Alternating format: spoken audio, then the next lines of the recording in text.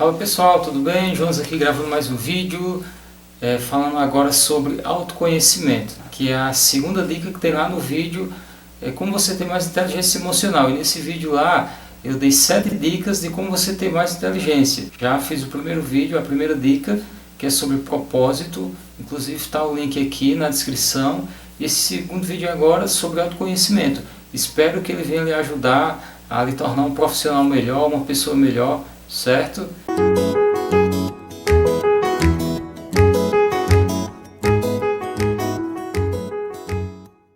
Inclusive vou deixar aqui 6 dicas de como você buscar melhorar a questão do autoconhecimento, certo? Mas antes de eu dar as dicas aqui, eu queria que você desse um like, se inscreve no canal para você não perder nenhum vídeo, comente aqui o que está sendo importante em relação aos conteúdos, o que tem lhe ajudado, tá bom? E se você acha que esse conteúdo aqui e os outros conteúdos são interessantes, compartilhe esse vídeo, os outros que eu já gravei que está no canal, com seus amigos, tá? Eu sempre procuro trazer conteúdo que venha a melhorar você como profissional ou como ser humano, os dois juntos.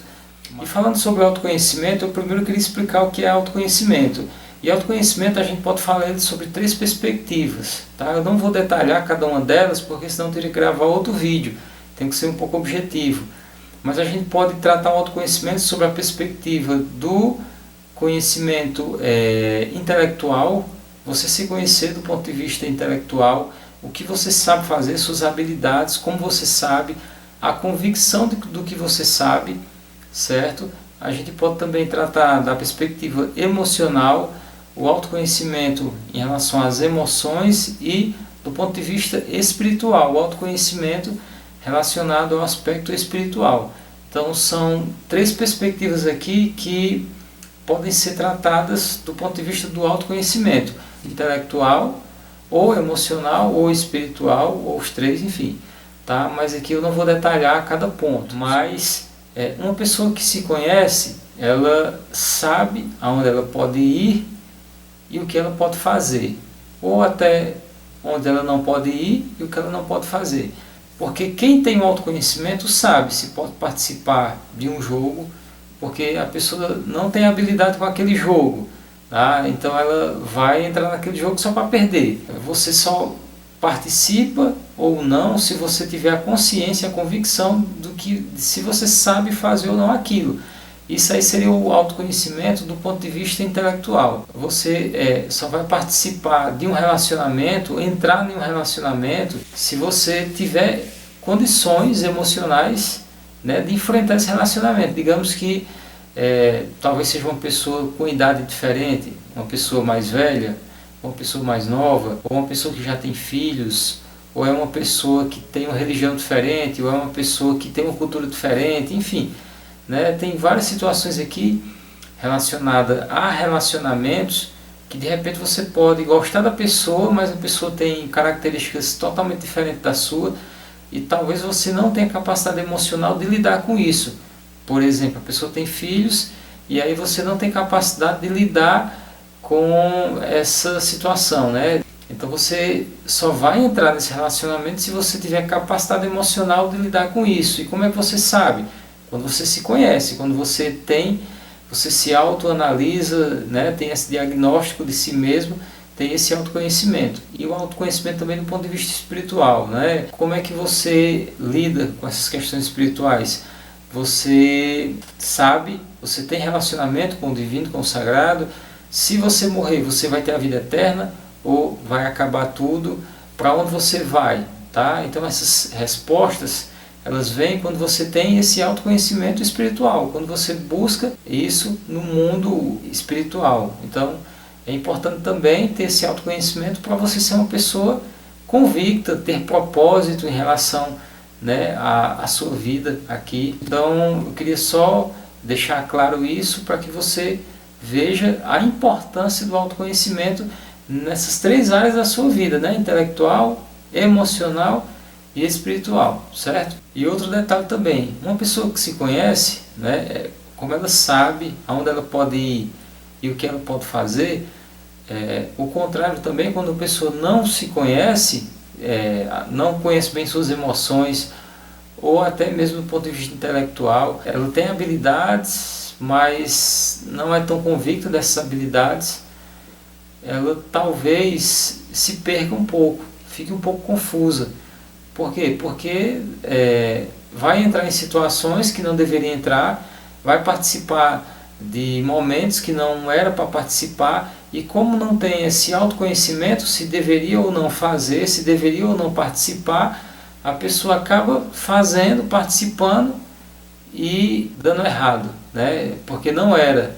E como é que a pessoa iria saber se era ou não? Se ela tivesse esse autoconhecimento, essa convicção de si mesmo, da sua capacidade, dos seus limites. Na Bíblia Sagrada tem vários versículos que falam sobre o autoconhecimento, e eu queria falar dois aqui. Vou pegar aqui as Sagradas Escrituras, a Bíblia Sagrada, para você ver. O primeiro versículo está lá em Romanos, capítulo 14, versículo 22. Esse é o versículo 22.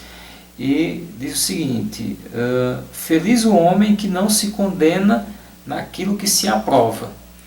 Veja bem, nesse contexto aqui, está falando sobre irmãos em uma igreja em que uns acreditavam, né, que podiam comer certo tipo de alimento, e outros acreditavam que não, que por conta dos costumes da lei não deveriam comer. Tá? E Paulo aqui está tratando a situação e dizendo o seguinte: olha, aquele que acredita que pode, no Senhor ele acredita e ele tem convicção disso. Aquele que acredita que não pode, no Senhor também ele acredita que não pode e tem convicção disso. Certo? E não tem problema. Aquele que acredita que pode, então ele aceita aquele que não acredita. E aí, resumindo essa questão, ele vem e diz: feliz o homem que não se condena naquilo que se aprova.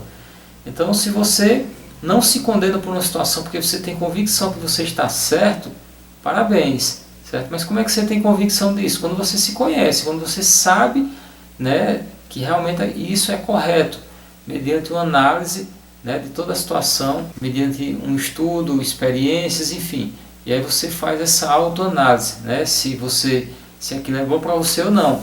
Por mais que as pessoas lhe condenem por uma atitude, por uma crença, mas você tem convicção de que você mesmo não se condena.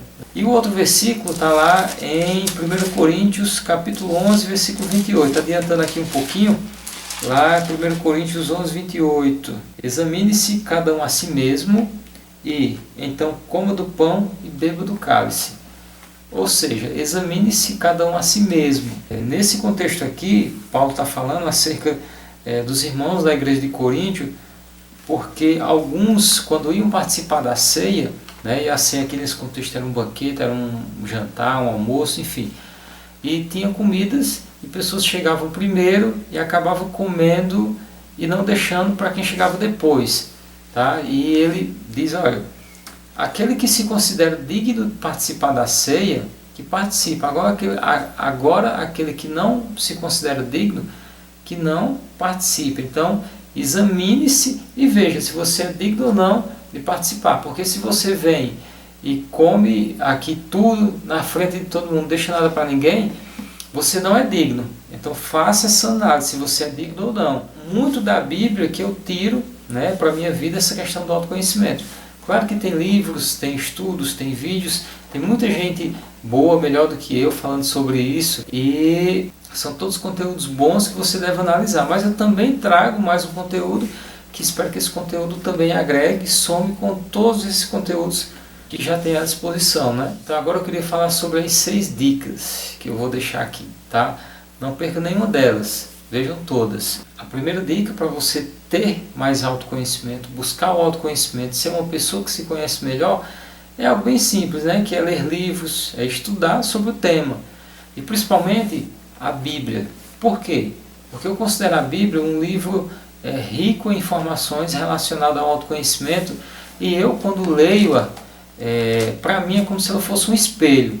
Quando eu leio a Bíblia e ela fala de defeitos do homem, dos problemas do homem, eu me vejo nessa situação. Então eu faço essa autoanálise e aí eu me torno uma pessoa melhor, porque eu me conheço sob o ponto de vista dos meus erros, das minhas fraquezas. Então na Bíblia Sagrada tem muita coisa para você adquirir o autoconhecimento. certo? Então essa seria a primeira dica. A segunda dica é a oração. Você ser uma pessoa que, né, ora, que você conversa com Deus. Mas a oração é algo que você reflete sobre a sua vida e nessa reflexão você vai se analisando, certo? Então, quando você está errando em um certo ponto e você confessa esse erro, você está fazendo uma análise de si mesmo. Então, quando você pede algo, é porque você está analisando que você está precisando de algo. Então, você está, de certa forma, tendo conhecimento de si mesmo. A oração é algo importantíssimo para você também adquirir o autoconhecimento, tá ok? A terceira dica, solicitar feedback das pessoas, seus amigos, seus parentes, seu professor, seu chefe da empresa, todas as pessoas que lhe rodeiam, lhe cercam, você pode estar pedindo feedback. Olha, o que é que você acha de minhas atitudes? O que é que você acha do meu comportamento? O que é que você acha daquilo que eu fiz? Sempre que você pedir feedback e as pessoas derem feedback, você vai trazer isso como análise pessoal e você vai aprender, você vai ter esse conhecimento, né, externo, mas que vai ser trazido para si e você vai tomá-lo como um autoconhecimento porque, enfim, você considera essas pessoas e você considera o que elas falam e você acaba introspectando isso e analisando, será se isso é verdade ou não?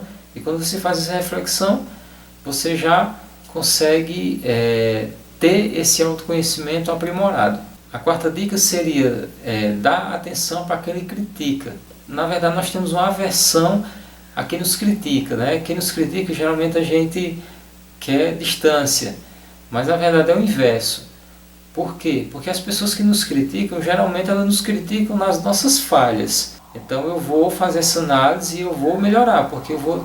Puxa, por que fulano está me criticando? Será que realmente eu estou errado?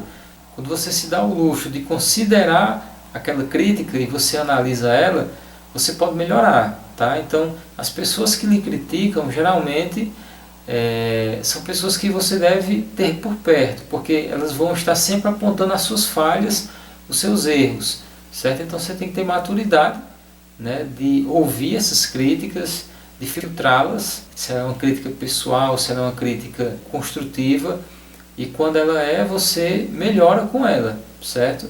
A quinta dica é, tire um tempo para você. É importante você fazer meditações, você parar um momento ali, puxa, eu quero alguns minutos, algumas horas para mim, ou para orar, ou para ler, para estudar, enfim, para meditar, para passear, para sair. Sempre que você tira um tempo para você, você está também se analisando.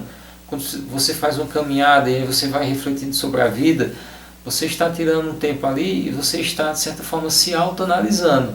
É importante que você tire tempo para você, porque nessa correria tem pessoas que tiram tempo para o filho, para a esposa, para o trabalho, para os estudos e não tiram tempo para si.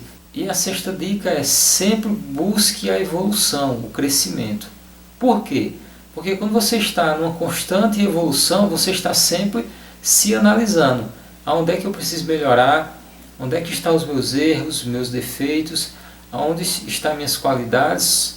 Então, em que qualidades eu tenho para me potencializá-las e que defeitos eu tenho para me corrigi-los. Então, sempre que eu estou em evolução, em crescimento, eu estou sempre me analisando. Então, seja do ponto de vista profissional, pessoal, sempre busque crescer, sempre busque evoluir, que você vai sempre também estar auto se analisando. E outra frase interessante aqui que diz o seguinte: só progride quem corrige seus defeitos, utiliza suas qualidades e vive sempre aprendendo, certo? Então, só progride, só evolui, só cresce quem corrige seus defeitos, ou seja, tem a consciência, se analisa e vê quais são seus defeitos e busca corrigi-los, utiliza as suas qualidades, então a pessoa sabe quais são suas qualidades e as utiliza e vive sempre aprendendo. É a evolução constante, a melhoria constante, sempre corrigindo os defeitos, potencializando as qualidades, e aí você vai aprendendo, melhorando, crescendo, e aí você vai se tornando cada vez mais uma pessoa melhor, tá ok? É isso, pessoal. O próximo vídeo já tem mais dicas e se você não está inscrito no canal, se inscreve para você não perder os próximos vídeos, tá ok? Valeu!